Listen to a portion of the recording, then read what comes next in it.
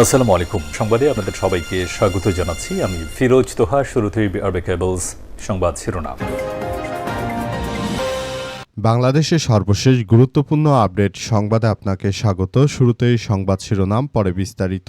প্রথমেই জানাবো, ভারতে বসে রাজনীতি করতে পারবে না হাসিনা, বললেন নরেন্দ্র মোদী। ভারতে অবস্থানরত বাংলাদেশের সাবেক প্রধানমন্ত্রী শেখ হাসিনা দেশটির মাটি ব্যবহার করে কোনো ধরনের রাজনৈতিক কর্মকাণ্ড পরিচালনা করতে পারবে না বলে ভারতীয় সংসদের একটি স্থায়ী কমিটিকে জানিয়েছেন প্রধানমন্ত্রী নরেন্দ্র মোদীর নেতৃত্বাধীন সরকার। এই তথ্য উঠে এসেছে ভারতীয় সংবাদ মাধ্যম ইন্ডিয়ান এক্সপ্রেসের এক প্রতিবেদনে।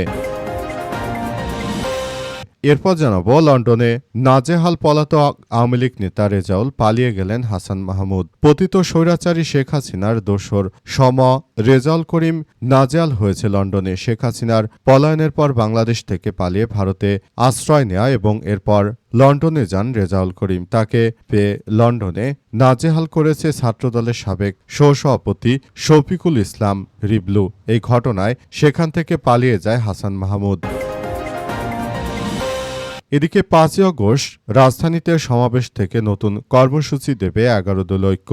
রক্তাক্ত জুলাই গণ অভ্যুত্থানের দ্বিতীয় বার্ষিকী উপলক্ষে ঘোষিত কর্মসূচির অংশ হিসেবে আগামী 5ই আগস্ট রাজধানীর পল্টনে বড় সমাবেশ করবে জামাত ইসলামের নেতৃত্বাধীন 11 দল ঐক্য। ওই সমাবেশ থেকেই জোটের পরবর্তী রাজনৈতিক কর্মসূচি ঘোষণা করা হবে বলে জানিয়েছেন তিনি। এবারে জানাবো, 60 উপজেলায় হবে মেকানাইজড হাব। দেশের কৃষিকে আধুনিক ও প্রযুক্তি নির্ভর করতে 528 কোটি টাকা ব্যয়ে 2 বছর মেয়াদী বৃহৎ কৃষি যান্ত্রিকরণ প্রকল্পের অনুমোদন দিয়েছে সরকার। সম্প্রতি একনেক সভায় প্রকল্পটির অনুমোদন দেওয়া হয়েছে। প্রকল্প অনুযায়ী 2 বছর মেয়াদী 528 কোটি টাকার প্রকল্প অনুমোদন 2174 কৃষিযন্ত্র কেনা হবে। কৃষিকে যান্ত্রিকীকরণে স্বাবলম্বী করার চিন্তাভাবনা করা হচ্ছে। এবং সর্বশেষ জানাবো, হিন্দু মুসলিমদের সংঘর্ষে নেপালে নিহত 3, আহত অসংখ্য মানুষ। শান্ত থাকার আহ্বান প্রধানমন্ত্রী।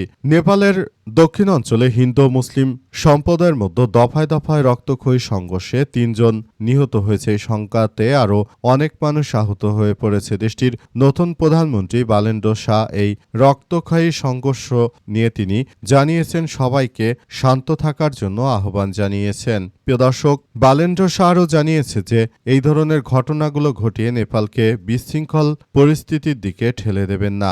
এতক্ষণ শুনছিলেন সংবাদ শিরোনাম, এবারে বিস্তারিত। তবে তার আগে বন্ধুরা, অনুরোধ থাকবে এই সংবাদটিতে একটি লাইক দিন। এই চ্যানেলে আপনি নতুন হয়ে থাকলে আমাদের সংবাদটি দেখতে দেখতে চ্যানেলটি সাবস্ক্রাইব করে রাখুন। কমেন্ট করে বন্ধুরা আপনার মূল্যবান মতামত জানিয়ে দিন আপনি বিশ্বের কোন দেশ থেকে বা বাংলাদেশের কোন স্থান থেকে আমাদের সংবাদটি দেখছেন এবং শুনছেন। আর বন্ধুরা, আজকের সংবাদ সম্পর্কে আপনার মূল্যবান মতামত কমেন্ট বক্সে কমেন্ট করে পুরো বিশ্ববাসীকে জানিয়ে দিন। এবারে বিস্তারিত।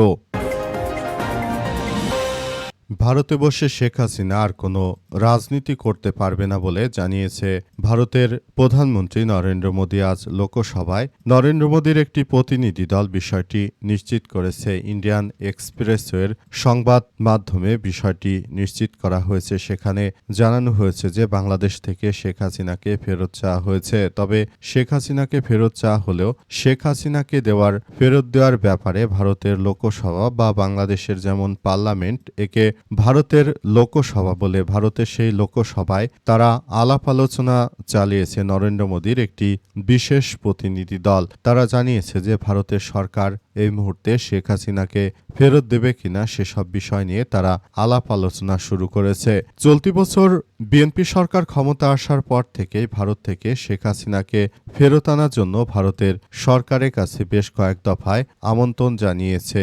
অবস্থায় ভারত প্রতিবারই আলোচনার কথা বললে এবার নরেন্দ্র মোদীর তরফ থেকে বিষয়টি নিয়ে কথা বলা হয়েছে। নরেন্দ্র মোদীর পক্ষ থেকে জানানো হয়েছে যে এই মুহূর্তে তারা বাংলাদেশের সরকার প্রধানের সঙ্গে যথেষ্ট ভালো সম্পর্ক বজায় রেখে রেখেছে, সুতরাং এ অবস্থায় তারা শেখ হাসিনাকে ফেরত দিতে পারে বলে এমন কথাই জানিয়েছে নরেন্দ্র মোদীর সরকার প্রধান। নরেন্দ্র মোদীর পক্ষ থেকে আরও বলা হয়েছে যে যেহেতু বর্তমান বিএনপি সরকারের সঙ্গে তাদের সম্পর্ক আসলে কোনোভাবেই খারাপ নয়, সুতরাং বিএনপি শেখ হাসিনাকে ফেরত আনার বিষয় নিয়ে কাজ করছে এবং শেখ হাসিনাকে ফেরত দেওয়া নিয়েও ভারতের সরকারের পক্ষ থেকে কথা বলা হয়েছে। দেখা যাক শেষ পর্যন্ত কোন দিকে যায় পরিস্থিতি।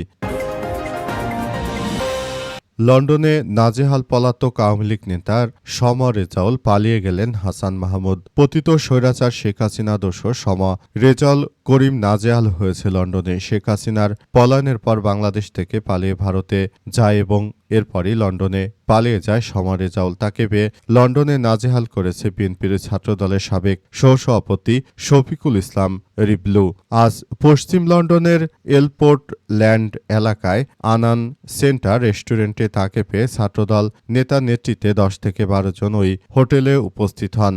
পরে তাকে খুনি দুর্নীতিবাজ বলে সম্বোধন করেন শমা। রেজাউল করিম অসহায়ের মতো তাকিয়ে থাকে। অবশ্য তিনি অনন্য লোকজনের সহায়তায় পালিয়ে যান। এর আগেই একই জায়গা থেকে আত্মগোপনে থাকা সাবেক আইনমন্ত্রী এবং তার আগে তথ্যমন্ত্রী হাসান মাহমুদ সেখান থেকে পালিয়ে যায়। রেস্টুরেন্টের ভিডিওতে দেখা গেছে শমা রেজাউল করিম বিভিন্ন প্রশ্নের মুখোমুখি হচ্ছেন। সেখানে বিএনপির নেতৃত্ববৃন্দরা তাকে সরাসরি চ্যালেঞ্জ ছুড়ে দেয় যে তুমি বিদেশে বসে বাংলাদেশের বিরুদ্ধে যে ধরনের ষড়যন্ত্র করছো, তোমার যদি সাহস থাকে তুমি বাংলাদেশে ফেরত যাও, তুমি বাংলাদেশে ফেরত গিয়ে কথা বলো হাসিনার পক্ষে, দেখা যাক তুমি কতটা কি করতে পারো। তুমি বিদেশে পলাতক থেকে দেশের নিরীহ মানুষদেরকে উস্কানি দিয়ে তুমি রাস্তায় নামিয়ে দিচ্ছ হাসিনার নামে, অথচ এই হাসিনা যে গণতন্ত্রের গলা টিপে হত্যা করেছিল, শেখ হাসিনা যে দীর্ঘ দিন ধরে বাংলাদেশে নির্বাচন দেয়নি সেটি তুমি দেখতে পাওনি বলে এমন কথা আসলে জানানো হয়েছিল। ৫ আগস্ট রাজধানীতে সমাবেশ থেকে নতুন কর্মসূচি দেবে ১১ দলীয় ঐক্য। এবার ৫ আগস্ট রাজধানীতে ব্যাপক সমাবেশের আয়োজন করেছে ১১ দলীয় ঐক্য।